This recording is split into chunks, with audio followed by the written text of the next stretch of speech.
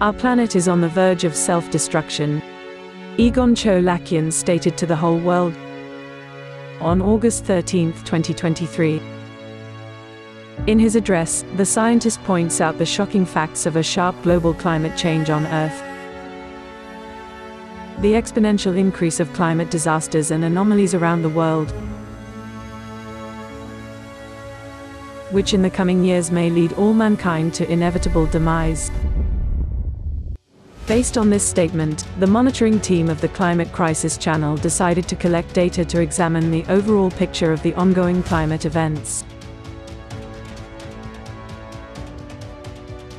The period of time from August 13th to August 19th inclusive, just a week from the day of the scientist's address, was taken.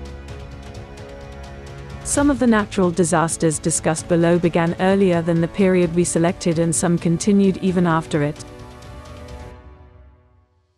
Such events include intense rains in the states of Himachal Pradesh and Uttarakhand in India,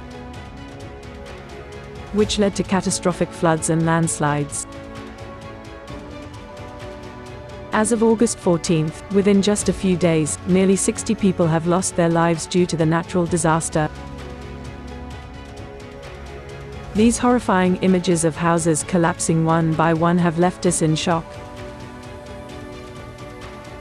It is hard to imagine what people have experienced and how much these events will affect the lives of those who managed to survive. At the same time, floods of no less terrible scale were occurring in Russia's Primorsky Krai. As of August 13th, at least 65 settlements were affected. The total number of flooded houses exceeded 4,000. During the same period, the news repeatedly reported on active or new wildfires in Yakutia. On August 16th, a new outbreak of wildfires began in the province of British Columbia, Canada. In some areas, the flames came dangerously close to towns, causing the evacuation of about 20,000 residents. On August 15th, wildfires broke out on the Spanish island of Tenerife.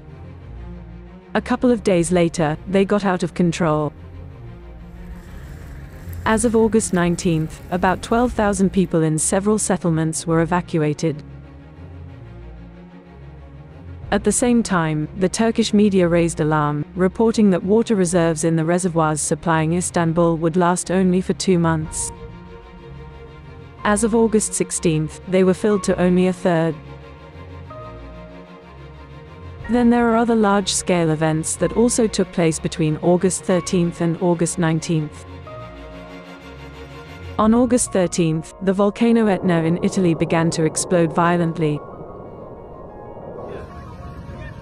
while turbulent mudflows raced through the streets of Turin in the opposite part of the country. At least 2 people were killed and 15 injured when a tornado accompanied by hail struck the city of Yancheng in China's province of Jiangsu. On the same day, a powerful sandstorm hit the town of Al-Mafraq, Jordan. The next day, in another part of the Persian Gulf, disaster struck Oman. Downpours flooded the Ramlat al-Wahiba desert, transforming the lifeless appearance of sands into lakes. In the city of San Pedro Sula, Honduras, rain turned streets into rivers in just 40 minutes. Over the same 24-hour period, severe thunderstorms with gusty winds and hail hit Minnesota, USA, and Ontario in Canada. Meanwhile, wildfires broke out in the northwest of Houston in Texas, USA. On the same day in France, a fire engulfed more than 500 hectares in Saint-André. The fire spread to residential houses.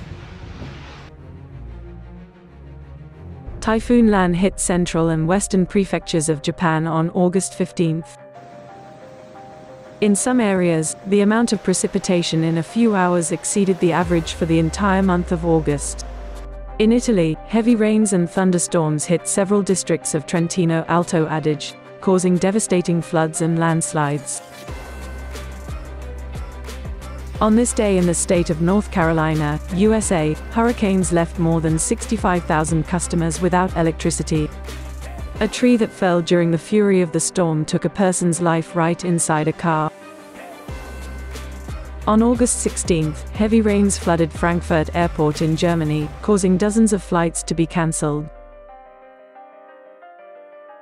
On the same day in Algeria, flooding in Borj Bo Ararij took the lives of at least 2 people.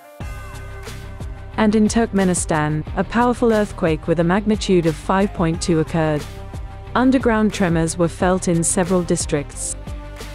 The next day, a devastating magnitude 6.3 earthquake followed by dozens of tremors shook central Colombia and the capital Bogotá, causing severe panic among people.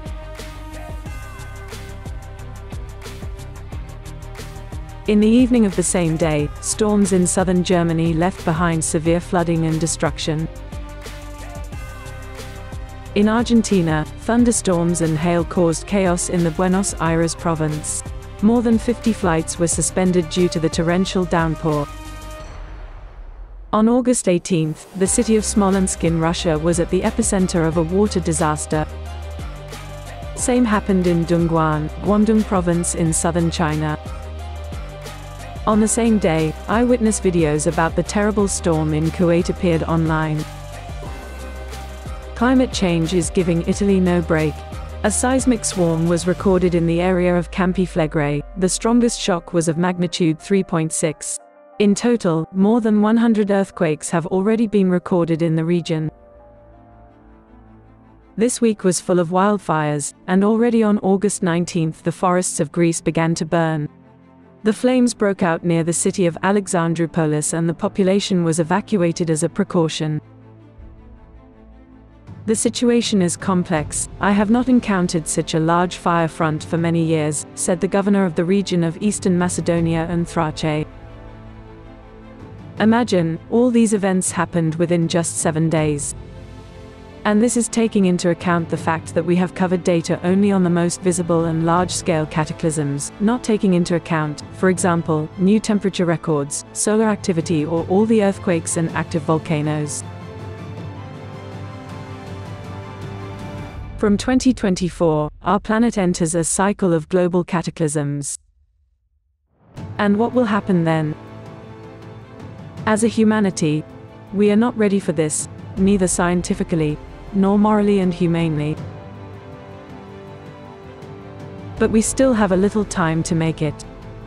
To manage to create the conditions for uniting the entire scientific potential in solving this problem. But for this, the participation of every human is important.